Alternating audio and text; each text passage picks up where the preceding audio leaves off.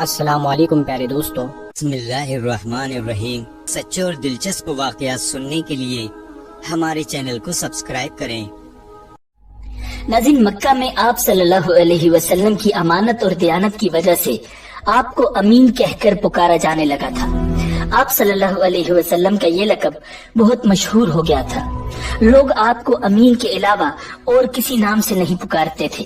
انہی دنوں ابو طالب نے آپ صلی اللہ علیہ وسلم سے کہا، اے بھتیجے، میں ایک بہت غریب آدمی ہوں اور قحط سالی کی وجہ سے اور زیادہ سخت حالات کا سامنا ہے۔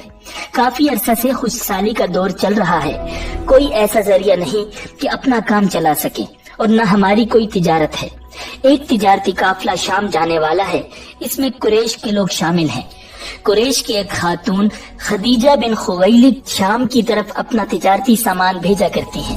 جو شخص ان کا مال لے کر جاتا ہے وہ اپنی اجرت ان سے طے کر لیتا ہے۔ اب اگر تم ان کے پاس جاؤ اور ان کا مال لے جانے کی پیشکش کرو تو وہ ضرور اپنا مال تمہیں دے دیں گی، کیونکہ تمہاری امانت داری کی شہرت ان تک پہنچ چکی ہے۔ اگرچہ میں اس بات کو پسند نہیں کرتا کہ تم شام کے سفر پر جاؤ، یہودی تمہارے دشمن ہیں، لیکن حالات کی وجہ سے میں مجبور ہوں، اس کے علاوہ کوئی چارہ بھی تو نہیں۔ یہاں تک کہہ کر ابو طالب خاموش ہو گئے۔ تب آپ صلی اللہ علیہ وسلم نے ارشاد فرمایا، ممکن ہے وہ خاتون خود میرے پاس کسی کو بھیجے۔ یہ بات آپ صلی اللہ علیہ وسلم نے اس لیے کہی تھی کہ سیدہ خدیجہ رضی اللہ تعالی عنہا کو ایک با اعتماد آدمی کی ضرورت تھی، اور اس وقت مکہ میں آپ صلی اللہ علیہ وسلم سے زیادہ شریف، پاک باز، امانت دار، سمجھدار اور قابل اعتماد آدمی کوئی نہیں تھا۔ ابو طالب اس وقت بہت پریشان تھے۔ آپ صلی اللہ علیہ وسلم کی یہ بات سن کر انہوں نے کہا، اگر تم نہ گئے تو مجھے ڈر ہے وہ کسی اور سے معاملہ طے کر لیں گی۔ یہ کہہ کر ابو طالب اٹھ گئے۔ ادھر آپ صلی اللہ علیہ وسلم کو یقین تھا کہ سیدہ خدیجہ رضی اللہ تعالی عنہا خود ان کی طرف کسی کو بھیجیں گی، اور ہوا بھی یہی۔ سیدہ خدیجہ رضی اللہ تعالی عنہا نے اللہ کے رسول صلی اللہ علیہ وسلم کو بلا بھیجا۔ پھر آپ صلی اللہ علیہ وسلم سے کہا، میں نے آپ کی سچائی، امانت داری اور نیک اخلاق کے بارے میں سنا ہے، اور اسی وجہ سے میں نے آپ کو بلوایا ہے۔ جو معاوضہ آپ کی قوم کے دوسرے آدمیوں کو دیتی ہوں، آپ کو ان سے دگنا دوں گی۔ آپ صلی اللہ علیہ وسلم نے ان کی بات منظور فرما لی۔ پھر آپ صلی اللہ علیہ وسلم اپنے چچا ابو طالب سے ملے، انہیں یہ بات بتائی۔ ابو طالب سن کر بولے، یہ روزی تمہارے لیے اللہ رب العزت نے پیدا فرمائی ہے۔ اس کے بعد آپ صلی اللہ علیہ وسلم سیدہ خدیجہ رضی اللہ تعالی عنہا کا سامان تجارت لے کر شام کی طرف روانہ ہوئے۔ سیدہ خدیجہ رضی اللہ تعالی عنہا کے غلام میسرہ آپ صلی اللہ علیہ وسلم کے ساتھ تھے۔ روانگی کے وقت حضرت خدیجہ رضی اللہ تعالی عنہا نے میسرہ سے کہا، کسی معاملے میں ان کی نافرمانی نہ کرنا، جو یہ کہیں وہی کرنا، ان کی رائے سے اختلاف نہ کرنا۔ آپ صلی اللہ علیہ وسلم کے سب چچاؤں نے قافلے والوں سے آپ کی خبرگیری رکھنے کی درخواست کی۔ اس کی وجہ یہ بھی تھی کہ ذمہ داری کے لحاظ سے یہ آپ صلی اللہ علیہ وسلم کا پہلا تجارتی سفر تھا۔ وہ آپ صلی اللہ علیہ وسلم اس کام میں بالکل نئے تھے۔ ادھر آپ روانہ ہوئے، ادھر آپ صلی اللہ علیہ وسلم کے معجزات شروع ہو گئے۔ ایک بدلی نے آپ صلی اللہ علیہ وسلم کے اوپر سایہ کر لیا۔ آپ صلی اللہ علیہ وسلم کے ساتھ ساتھ چلنے لگی۔ جب آپ صلی اللہ علیہ وسلم شام پہنچے تو بصرہ شہر کے بازار میں ایک درخت کے سائے میں اترے۔ یہ درخت ایک عیسائی راہب نستورہ کی خانقاہ کے سامنے تھا۔ اس راہب نے میسرہ کو دیکھا تو خانقاہ سے نکل آیا۔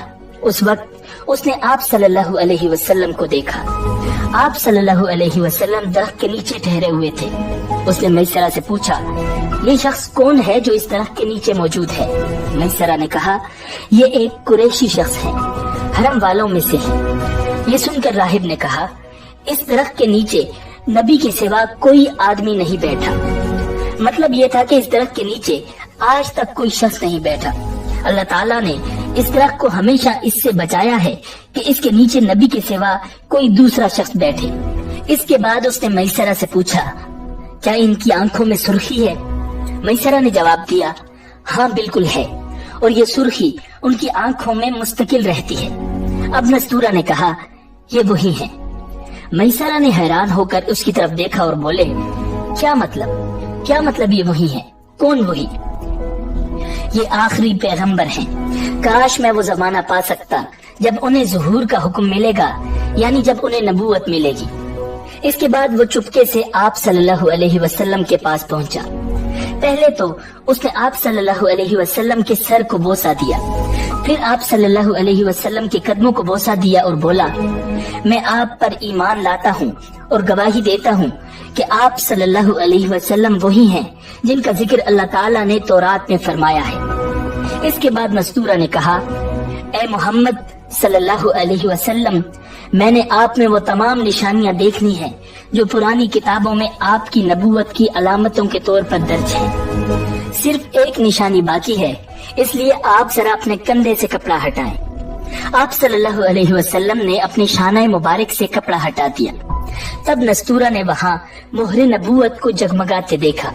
वो फौरन मोहरे नबूवत को चूमने के लिए झुक गया, फिर बोला, मैं गवाही देता हूँ कि अल्लाह ताला के सिवा कोई इबादत के लायक नहीं, और मैं गवाही देता हूँ कि आप सल्लल्लाहु अलैहि वसल्लम अल्लाह ताला के पैगंबर हैं।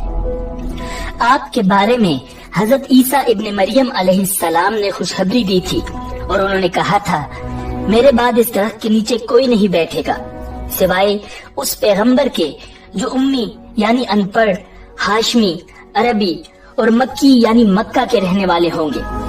कयामत में हौज़े कौसर और शिफात वाले होंगे। नाज़रीन, इस वाक़े के बाद आप सल्लल्लाहु अलैहि वसल्लम बसरा के बाजार तशरीफ ले गए। वहाँ आप सल्लल्लाहु अलैहि वसल्लम ने माल फरोख्त किया जो साथ लाए थे और कुछ चीजें खरीदी। इस खरीदो फरोख्त के दौरान एक शख्स ने आप सल्लल्लाहु अलैहि वसल्लम से कुछ झगड़ा किया और बोला, लात और उज़्ज़ा की कसम खाओ। आप सल्लल्लाहु अलैहि वसल्लम ने इरशाद फरमाया, मैंने इन बुतों के नाम पर कभी कसम नहीं खाई। आप सल्लल्लाहु अलैहि वसल्लम का ये जुमला सुनकर वो शख्स चौंक उठा। शायद वो गुज़िश्ता आसमानी किताब का कोई आलिम था और उसने आप सल्लल्लाहु अलैहि वसल्लम को पहचान लिया था। चुनांचे बोला, आप ठीक कहते हैं। इसके बाद उसने मैसरा से अलहदगी में मुलाकात की। कहने लगा, मैसरा, ये नबी है।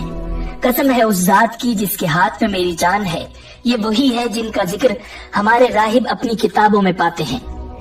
मैसरा ने उसकी इस बात को जहन नशीन कर लिया। रास्ते में एक और वाकया पेश आया। सईदा खदीजा रज़ियल्लाहु ताला अन्हा के 2 ऊंट बहुत ज्यादा थक गए थे और चलने के काबिल न रहे। उनकी वजह से मैसरा काफले के पीछे रह गया। नबी अकरम सल्लल्लाहु अलैहि वसल्लम काफले के अगले हिस्से में थे। मैसरा इन ऊंटों की वजह से परेशान हुआ तो दौड़ता हुआ अगले हिस्से की तरफ आया और अपनी परेशानी के बारे में आप सल्लल्लाहु अलैहि वसल्लम को बताया। आप उसके साथ उन दोनों ऊंटों के पास तशरीफ लाए, उनकी कमर और पिछले हिस्से पर हाथ फेरा, कुछ पढ़कर दम किया। आपका ऐसा करना था कि ऊंट उसी वक्त ठीक हो गए और इस कदर तेज चले कि काफले के अगले हिस्से में पहुंच गए। अब वो मुंह से आवाजें निकाल रहे थे और चलने में जोशो खरोश का इजहार कर रहे थे। फिर काफले वालों ने अपना सामान फरोख्त किया। इस बार इन्हें इतना मुनाफा हुआ कि पहले कभी नहीं हुआ था। चुनांचे मैसरा ने आपसे कहा, ए मोहम्मद, हम साल हा साल से सईदा खदीजा के लिए तिजारत कर रहे हैं, मगर इतना जबरदस्त नफा हमें कभी नहीं हुआ जितना इस बार हुआ है। आखिर काफिला वापस मक्का की तरफ रवाना हुआ। मैसरा ने इस दौरान साफ तौर पर यह बात देखी कि जब गर्मी का वक्त होता था और नबी अकरम सल्लल्लाहु अलैहि वसल्लम अपने ऊंट पर होते थे तो 2 फरिश्ते धूप से बचाने के लिए आप पर साया किए रहते थे। इन तमाम बातों की वजह से मैसरा के दिल में आपकी मोहब्बत घर कर गई और यूं लगने लगा जैसे वो आपका गुलाम हो। आप सल्लल्लाहु अलैहि वसल्लम दोपहर के वक्त मक्का में दाखिल हुए। आप बाकी काफिले से पहले पहुंच गए थे। आप सीधे हजरत खदीजा रज़ियल्लाहु ताला अन्हा के घर पहुंचे। वो उस वक्त चंद औरतों के साथ बैठी थी। उन्होंने दूर से आपको देख लिया था। आप ऊंट पर सवार थे और 2 फरिश्ते आप पर साया किए हुए थे। हजरत खदीजा रज़ियल्लाहु ताला अन्हा ने ये मंजर दूसरी औरतों को भी दिखाया। वो सब बहुत हैरान हुई। अब आप सल्लल्लाहु अलैहि वसल्लम ने हजरत खदीजा रज़ियल्लाहु ताला अन्हा को तिजारत के हालात सुनाए, मुनाफा के बारे में बताया। इस मर्तबा पहले की निस्बत दुगना मुनाफा हुआ था। हजरत खदीजा रज़ियल्लाहु ताला अन्हा बहुत खुश हुई। उन्होंने पूछा, मैसरा कहाँ है? आप सल्लल्लाहु अलैहि वसल्लम ने बताया, वो अभी पीछे है। ये सुनकर सैयदा ने कहा, आप फौरन उसके पास जाइए और उसे जल्द अज जल्द मेरे पास लाइए। आप सल्लल्लाहु अलैहि वसल्लम वापस रवाना हुए। हजरत खदीजा रज़ियल्लाहु ताला अन्हा ने दरअसल आपको इसलिए भेजा था कि वो फिर से वही मंजर देखना चाहती थी, जानना चाहती थी कि क्या अब भी फरिश्ते उन पर साया करते हैं या नहीं। जो ही आप रवाना हुए, ये अपने मकान के ऊपर चढ़ गईं और वहाँ आपको देखने लगी।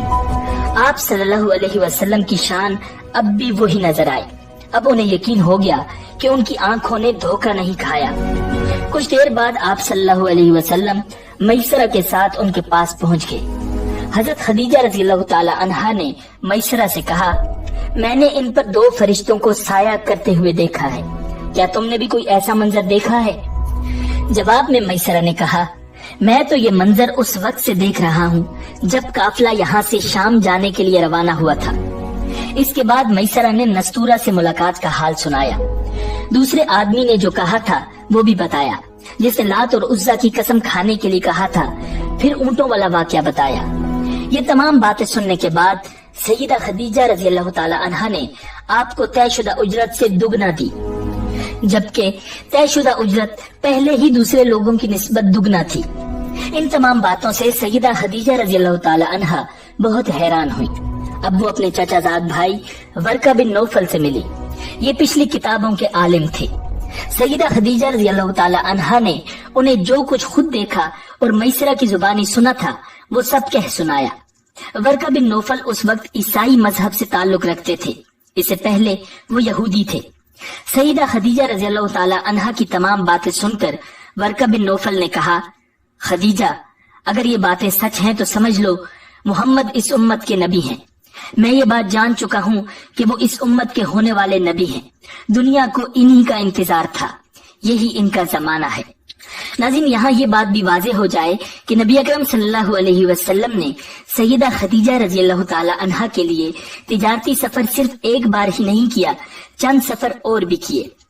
सैयदा खदीजा रज़ियल्लाहु ताला अन्हा एक शरीफ और पाकबाज खातून थी। नसब के एतबार से भी कुरैश में सबसे आला थी। उन्हें कुरैश की सैयदा कहा जाता था। कौम के बहुत से लोग उनसे निकाह के ख्वाहिशमंद थे। कई नौजवानों के पैगाम उन तक पहुंच चुके थे, लेकिन उन्होंने किसी के पैगाम को कबूल नहीं किया था। नबी अकरम सल्लल्लाहु अलैहि वसल्लम तिजारत के सफर से वापस आए तो आप सल्लल्लाहु अलैहि वसल्लम की खुसूसियात देखकर और आपकी बातें सुनकर वो आप सल्लल्लाहु अलैहि वसल्लम से बहुत ज्यादा मुतासर हो चुकी थी। लिहाजा उन्होंने नफीसा नामी एक खातून को आप सल्लल्लाहु अलैहि वसल्लम की खिदमत में भेजा। उन्होंने आकर आपसे कहा कि अगर कोई दौलतमंद और पाकबाज खातून खुद आपको निकाह की पेशकश करे तो क्या आप मान लेंगे? उनकी बात सुनकर आप सल्लल्लाहु अलैहि वसल्लम ने फरमाया, वो कौन है? नफीसा ने फौरन कहा, खदीजा बिन खुवैलिद। आप सल्लल्लाहु अलैहि वसल्लम ने उन्हें इजाजत दे दी। नफीसा फिर सैयदा खदीजा रज़ियल्लाहु ताला अन्हा के पास आई, उन्हें सारी बात बताई। सैयदा खदीजा रज़ियल्लाहु ताला अन्हा ने अपने चचा अमर बिन असद को इत्तला कराई ताकि वो आकर निकाह कर दें। सैयदा खदीजा रज़ियल्लाहु ताला अन्हा की इससे पहले 2 मरतबा शादी हो चुकी थी। उनका पहला निकाह अतीक इब्ने माइद से हुआ था। इससे बेटी हिंदा पैदा हुई थी। अतीक के फौत हो जाने के बाद सैयदा का दूसरा निकाह अबू हाला नामी शख्स से हुआ था। अबू हाला की वफात के बाद सैयदा खदीजा रज़ियल्लाहु ताला अन्हा बेवगी की जिंदगी गुजार रही थी कि उन्होंने आप सल्लल्लाहु अलैहि वसल्लम से निकाह का इरादा कर लिया। इस वक्त सैयदा की उम्र 40 साल के लगभग थी। नाज़रीन, सैयदा खदीजा रज़ियल्लाहु ताला अन्हा के चचा अमर बिन असद वहां पहुंच गए। इधर नबी अकरम सल्लल्लाहु अलैहि वसल्लम भी अपने चचाओं को लेकर पहुंच गए। निकाह किसने पढ़ाया, इस बारे में रिवायात मुख्तलिफ हैं। एक रिवायत ये है कि ये निकाह चचा अबू तालिब ने पढ़ाया था।